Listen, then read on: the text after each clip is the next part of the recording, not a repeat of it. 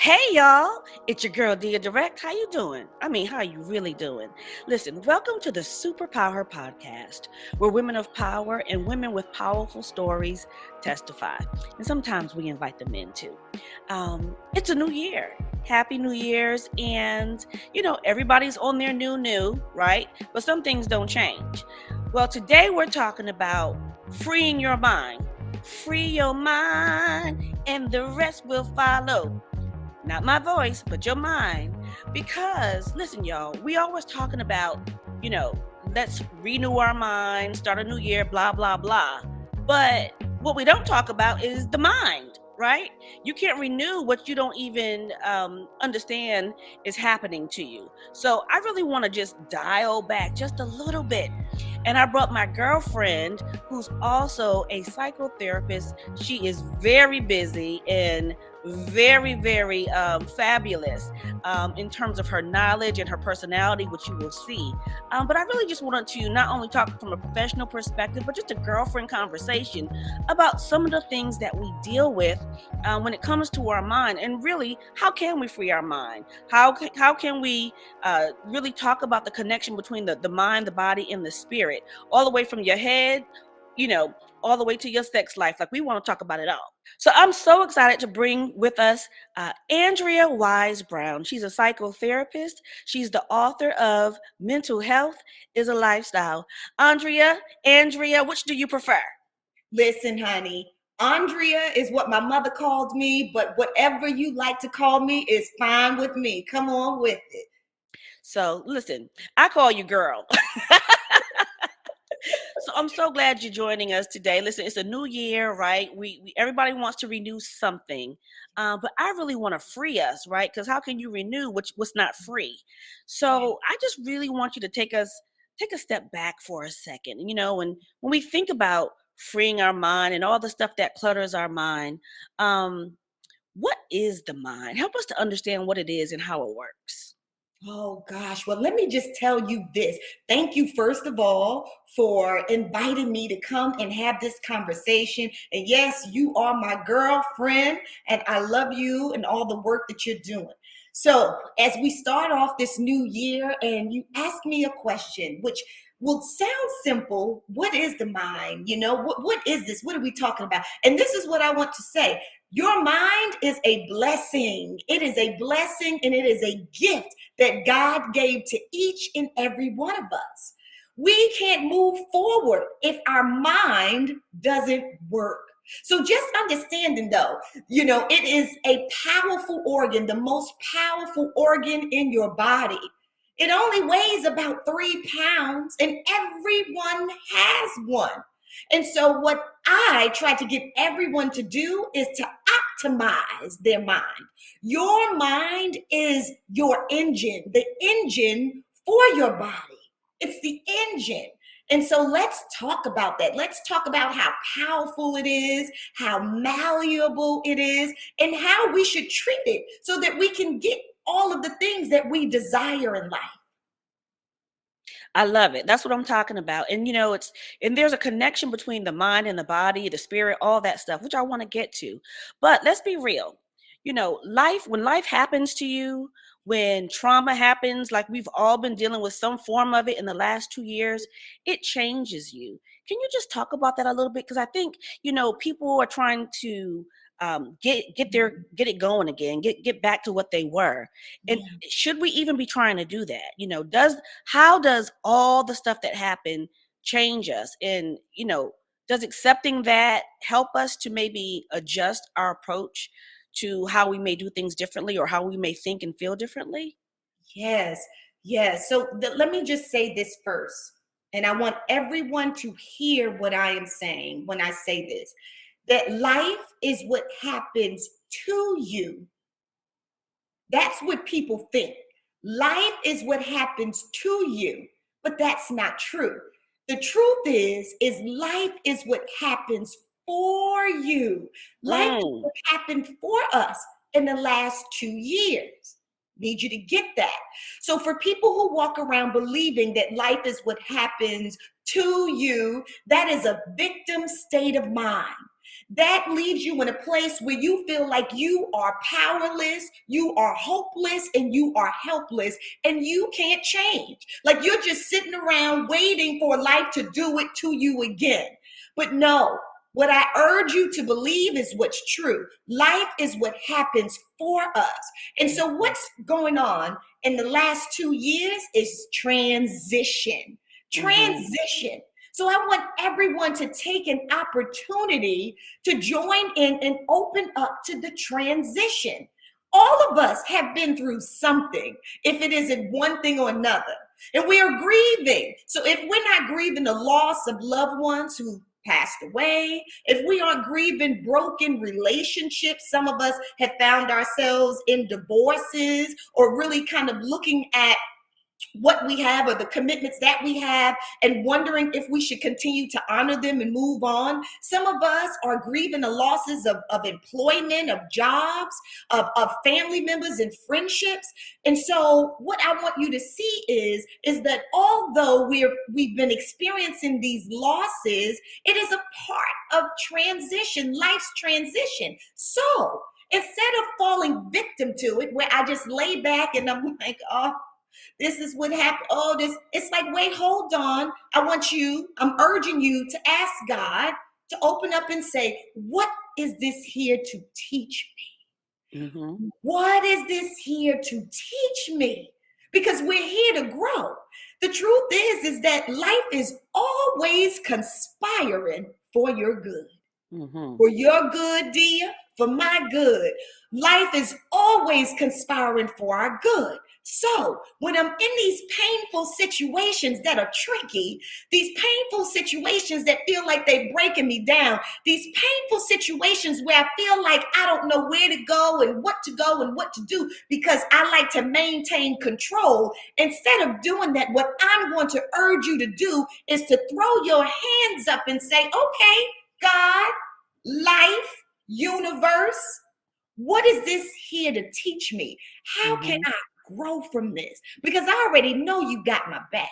Mm-hmm. I already know that if I'm in this, something amazing is on its way. But I must get this lesson right here. I Mm. must get this lesson. Or guess what? It's going to repeat itself. And sometimes it's even bigger. It hits Mm. even harder than it's hitting me right now. Girl, that's so good. That is so Woo. good to me. Um, so here's the thing though. Well, let me first acknowledge what you said in that life is working for us. I love that.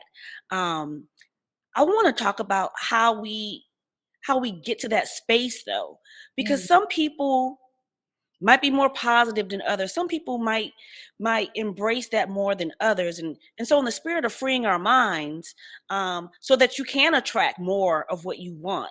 How do we do that? How do you make that shift inside of yourself to focus on that the glass being half full versus mm, half empty, to see the blessings, right? Because let's be really, really honest, with everything that happened, you don't want to deny any of the tragedy and the trauma. But mm, for so many of us, at the same time, some beautiful things came out of these last couple of years. We've learned more about ourselves. We've changed our priorities. We've gotten clear about who our friends are, who they aren't. We've changed and adjusted, and there's been transformation, as you talked about. But for others, people get stuck, right? They get stuck in the pain, and they have a harder time with that transition. How do we get free? How do we transition in a okay. way that serves us well? Oh, that's so good. So let me tell you how I love that, right? So because what you're saying is you're trying to compare and contrast the optimist or the optimistic view versus the pessimistic view. So let me say this to you. It's about choice. It's about choice and it is about commitment. So, this is the deal. If I continue to do something over and over again, repeatedly, and I am not getting the outcome that I truly desire, then it is up to me to make a choice to create a change. It is up to me to pause, sit down, take a moment, reassess, and then come at it again, hopefully in a different way. So if I'm living life every day and I'm choosing to be pessimistic, I have to ask myself, how is this serving me? How is this serving me? Because I'm miserable. I'm sad. I'm walking around trying to find everything that's wrong with everything and everybody. That is not a people's issue. That is not the world's issue. That is my issue. So Mm. if I want to get some of that happiness that I might see over there, if I want to attract some of that energy and pull more into my life, I have to first maybe ask the question, what are you sipping on? What are you eating on? Who are you going to see? You're going to see a coach? You're going to see a therapist? Who are you going to see? Because I want some of that. And then I have to make a commitment. It's a choice to create change. Because that's the thing, dear. When I choose that this life ain't working for me, when I choose and say, when I make that decision and say that everything that I've been doing is only bringing me pain and it's not serving me, then that's when I start to look. Because let me Mm-hmm. tell you something, that brain, going back to the engine, the brain, once I decide that there is something that I am looking for, I will attract it to me. Once I Mm-hmm. decide, and that is physics. So I don't even have to tell you how to do that. That's metaphysics. So Mm. whatever I set my marker on, whatever it is that I believe, whatever it is that I desire, baby, let me tell you something. What physics says is it also desires you. So when you make the decision, when you choose that I want a better life, when you choose that I want happiness, when you choose to stop looking at things as everything being the worst thing, looking at the worst part, when you choose to do that, then trust me, God, the universe will send your way what it is that you are desiring. Some more knowledge. There's knowledge out there. There's tons of books out there. There are tons of people who could help you. Therapists, coaches, they can kind of help you by challenging that negative thinking Mm-hmm. and showing you that that ain't the truth. That's just Yeah. your thinking. And so it's like we have to retrain our brain, right? Like treat it like a muscle. Like even if it's hard to do it in the beginning because you're just used to going down the same road and the same road of thinking, we got to practice it, right? We got to practice it until we get comfortable with it, until our brain gets retrained and we start to believe it, like just work it until it works. Absolutely. And that is exactly what it is. It's work. People assume that stuff should be easy. That, oh, I should just think it and, it just should be easy. It should just come to me. Honey, it is work. Mhm. People who sit around and they think constantly about, well, one day I'm going to be a millionaire. One day I'm going to be a million. But they sit on their couch all the time. No Just plan. what? Say that again. No plan. Come on now, but they sitting on the couch here waiting on what was that thing that the company that came by with the check rung the bell and then said, "Hey, you just won however millions of dollars, right?" Right. Or they think Right. it's gonna come through your Sweepstakes. phone, or you gonna scroll and it's gonna come through your computer. Absolutely not. There's Right. work. You have to put in work, honey. Even if you trying to win the lottery, you got to get up, put your clothes on, go to the store and purchase it. Something. So there's some work Scratch that it you have off, to baby, do. something. I love it. I love it. No, it's true. And so speaking of working and moving your body, even science has now, accepted and talks about and it's proven that there's a connection between your brain and your body.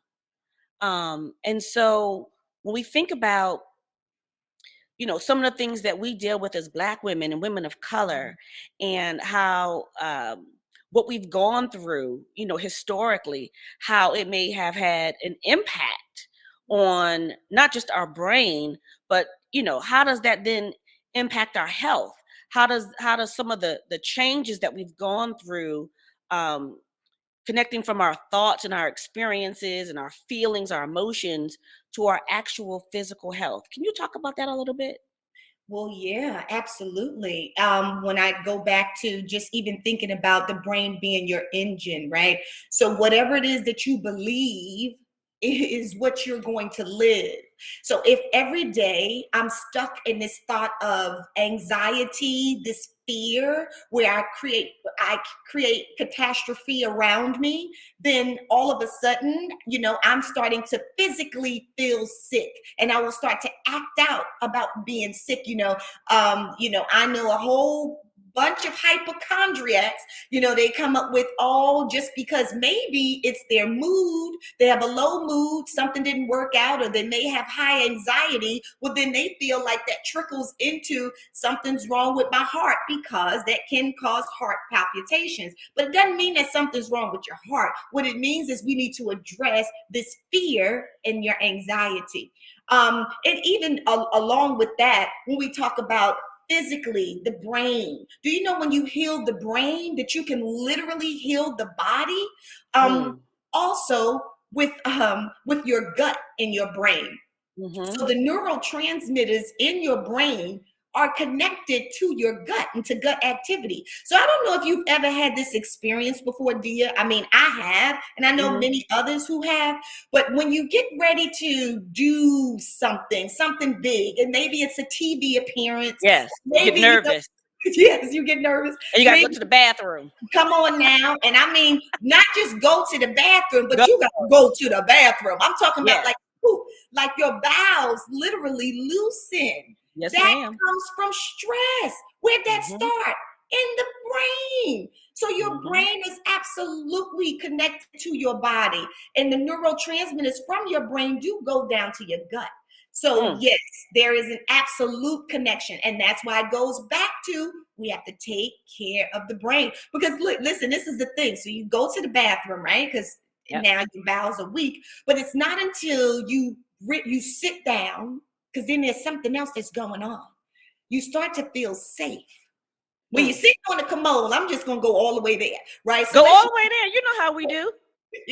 so let's just imagine that interaction. So I'm nervous. All of a sudden, I gotta go speak. Oh gosh, I gotta poo. So I run and I go poo. When I go poo, I'm like, oh, because all I'm thinking is I gotta go poo, not really realizing cause and effect. It was the fear, and it caused bowel movement. So once you sit But down, why? But can you just stay there for a second? Why does it cause us to do that? because there's a direct connection from the neurotransmitters in your brain to your gut. That's just it. That's just it. That is it. That is the truth. There's science that proves that. Absolutely. Mm, mm, Then when mm, you go and you sit now, right? Now I'm sitting, but then there's some grounding that's going on while you're mm, sitting. mhm. Once you're sitting, you're feeling safe. There's a sense of safety. I don't feel that fear anymore in this moment. And then you can kind of talk yourself down to all of a sudden, okay, let me just get up and go do this thing. And so, therefore, your anxiety went down, your colon is relaxed, and you can go back and get out there and do whatever it is that you was really afraid of doing. That's so wild to me. I know. I mean, I experienced it, so I get it. Like, but just to hear it, you know, obviously I've read about it, know a little bit about it, but I just think, sometimes things are happening to us. We know it's happening, but we don't know the why behind it. And I think it really just helps to that's why I kind of wanted to talk about the how, the who, what, when, where, how with the brain, because we don't always think about how our mind, our spirit, and our bodies are connected. And it's so important. Um, in your practice and just in life, right? Because you're a Black woman in America, Yes. are there certain limiting thought patterns that Mm, you've observed specifically with Black women that mm, might be different than other communities? Are mhm. there certain things that we lean toward, or that we where we need more of a breakthrough in terms of mindset than others? Yeah, well, there's a few things, but I'm because I don't want to lose. I want to point out a few things, but I'll start off with the systematic injustice that Hmm. Black people face, right? The systematic injustice that we face, Black women and Black men, but we're talking about Black women. We have always had to fight. Even if it wasn't a physical fight, it's been a mental fight every single day to make it. to Mm. make something out of almost nothing. Yep. That is just the truth of the freaking matter. You Yep. know, some years ago, I did studies when I was in undergrad, and there was something in my class that was the psychology of prejudice and racism. And Mm-hmm. so there was a lot of work that a lot of psychologists had done, and they did a study on women of multi races. Mm-hmm. And what they came out with findings, part of their findings were the most resilient women in the world were Black. The most resilient makes sense because you're stronger when you have more fight. When you've been put into tough situations and have had to get out of them, with your own strength, then that only makes you stronger, right? It raises rather your level of strength. And Mm-hmm. so we are the most resilient because we've had to face the most. Get me? We've had to face the most. And so, but this is the thing. So that's the truth of it. And I mean, that trickles even down to our broken families that were broken since the days of slavery. So over 400 years. So that's Mm-hmm. a whole system that's broken. And so as Black women, what did we have to do? We had to stand up in many situations and be the mother and the father. Come on, talk Yeah, about it. it's just the truth we have. It We have is. to take on both roles. And we don't do well taking on the role of a father, but we do our best in a mother view. So in a mother's view, so then we also can create some damage. Mm. So not only damage that we can create, and this is just the truth, with our daughters, we can also create damage with our sons. Mm-hmm. And guess what else we can create? What? Damage within relationships. Come on. Come on. So let's just say as a Black woman, I'm just speaking out as a Black woman, not me specifically, but I think we are all connected. If Yep. I have always had to fight to get what's mine, if I've always had to fight to get whatever is for my children, if I've always been last in line, then psychologically, my belief is that I always have to fight because I am always going to be last in line. And if Yes. I don't knock everything down to be first, I will be last or I will miss out. Come And on. so that is some psychology that nowadays we as Black women have to work on Come on. because we don't always have to fight. Mm, We mm, don't mm. always have to fight. There's a new belief that we can adapt. So, was that true in the past? Absolutely, my sisters. It was true in the past. But is it Mm-hmm. true always today? Not always. Sometimes, but not always. And so we have the wherewithal and the intellect to look at every situation, pause, and do an assessment. Am I last? Am I being picked over? Am I being disrespected? Am I being disregarded? Okay, that's that old trauma that's not true of today. So I can Mm-hmm. just show up with my heart. And Mm. that's the work. Those are the choices that we should make today as Black women if we want to create lives without the fight, without resistance. It is just the truth because we are safer than we even imagine that we are today. Mm. Today. Wow. That's so good. I did recently, actually, I did a two-part series called Strong Black Woman, Sick Hmm. and Tired. Ah, Just tired of being strong all the time or yes, feeling like, you got to fight. Like there's a point where you just get worn out. Like, I don't want to fight anymore.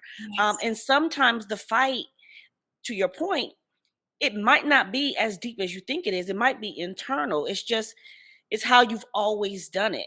And then there's a point in life where it's like, it's not working for you anymore. Come You get on. exhausted. And then Yes. too, this concept of being the superwoman, people get tired. And on one hand, either ego wants to be that person that everybody goes to, or you've always Mm, had to do it because of survival, or it's all you know how to do, and then mm, you've trained people on how to expect that from you. mm, And so that adjustment of not always having to do it all, wear yourself out, mhm. or fight is that's not an easy shift, but it's necessary for our overall well-being and self-care. Yes. Yes, absolutely. I agree. And Is this there is, a first step that you recommend? oh, you need help. I think that we all need, not you, my sister. I was just making a statement. I'm Oh no, just, I need help, child. I'm off the chain. I need help. Whatever.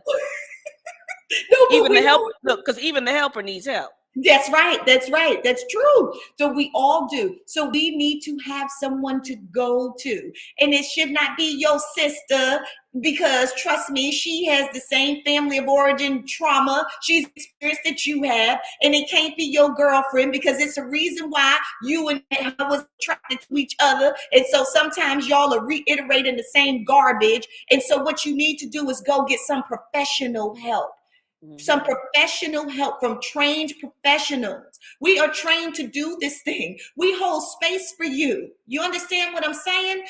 Coaches, mental health experts, psychotherapists, psychiatrists. We are here for you. So you need an outside opinion, but not only an outside opinion of Joe Schmo, you need an outside opinion of someone who is trained, someone who knows what they are talking about, to Hmm. help you process, to hold your hand through it. But this is the thing. This is the thing, dear.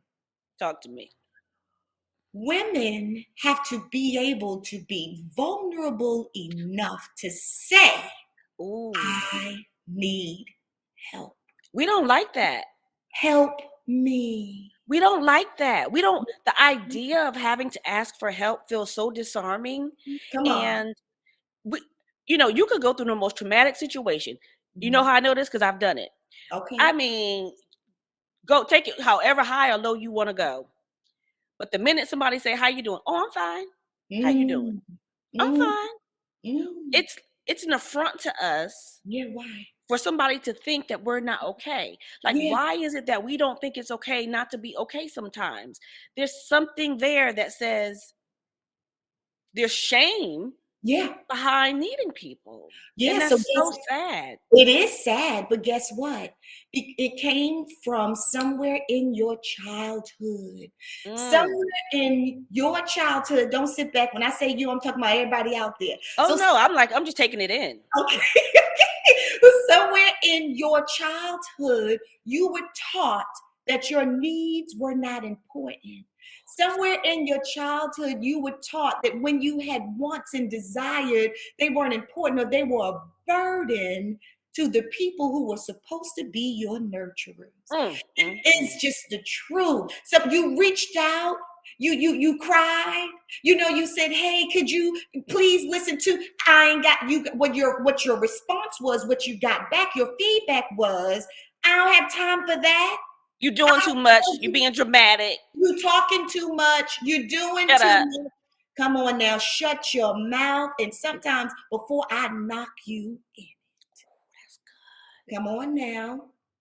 So now, as a child, come on, that's the brain. We talked about the brain. The brain develops through stages, through every stage, through babies. When you're a baby, this is the reason why when you go in the supermarket, when you're a mama, Mhm. there's reasons why when you look at the little bottles of food, they say a baby can have this from 0 to 3 months, and a different bottle of food. Well, babies can have this from 4 to 8 months, because our brain maturates through different stages. It grows, and at different stages your brain needs different things. And Mm. so you are maturating and you're growing, and so everyone around you in your environment is actually adding in to that growth. They are contributing to your growth.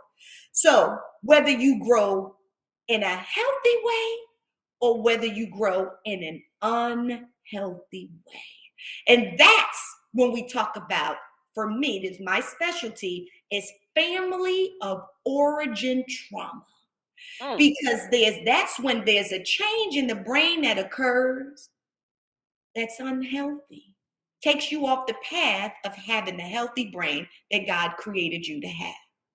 So when you're during those years, during childhood, even teenage years, when you're taught to shut up, when you taught what you have to say is stupid or it doesn't make sense, or close your mouth, or I'm talking, I'm in here, or I don't have time, or let me tell you, even if it wasn't communicated verbally, it was communicated physically by abandonment, by not being home. Not being home when there was nobody there and you had to take care of yourself forever. And then when you had needs and they bubbled up and you wanted to ask them, there was no one there. And then when you did, that person that came in who was supposed to be your nurturers had no Mm. time for you. What is that teaching you? And how is that reshaping the brain? That's so good. Or smacked you in the mouth. Shut I, up. let's go back to smacking in the mouth. Or Yeah. physically hurt you, either physically not there or physically did something to you. So it tells you, so it make you adjust to that, and you don't And even you realize that you carry it with you. And you learn that as an adult, because we're smart beings.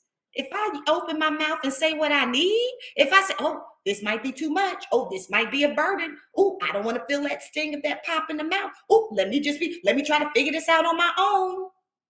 So let me act strong, because if I act strong, then that means that the people around me are comfortable. Mm. And everybody around me is comfortable. Yeah, if I have no needs, that means I'm a good girl. That means I'm well adjusted if I don't have any needs. Yeah, Mm. See, functional. that goes back into that superwoman mode though, because that woman, the caretaker, she could be completely uncomfortable and overwhelmed, Come on. but everybody around her is being taken care of. Mm, She's so busy making sure that everybody else is good, she doesn't even consider her own needs. yeah. You know why? Because she was taught as a child that everybody else's needs were more important than hers. Mm, mm, mm. Truth. Well, when we come back for part two, we're going to talk about some of those needs, and not just your emotional needs, but those too, but your sexual needs. Hmm. We're going all the way there because apparently, if you didn't know, there's a connection between how you think and how you feel, and what intimacy, how intimacy is impacted by what's going on in your brain. So, this has been Free Your Mind with psychotherapist Andrea Wise-Brown. I'm your girl, Deya Direct, and this has been another episode of Superpower Podcast. Make sure you tune in for part two, where we're talking about free your mind and your body. Mhm. We'll be back. Stay tuned. Until the next time, catch us at Superpower on Instagram. Make sure you pick up that book by Dr. Look, I'm speaking it into existence. Dr. Come on. Andrea Wise-Brown. Mental health is a lifestyle, and we'll be back for more coming to you soon.